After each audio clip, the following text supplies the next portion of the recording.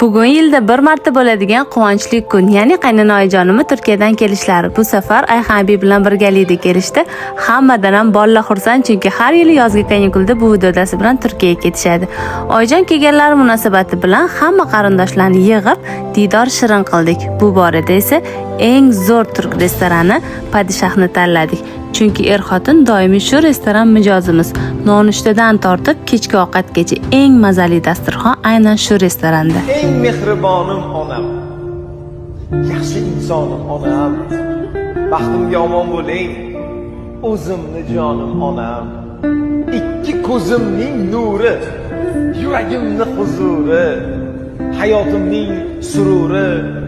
O'zimni jonim onam. Mehri buloq soyligim, ikki dunyo boyligim, duogo'y chiroyligim, o'zimni jonim onam.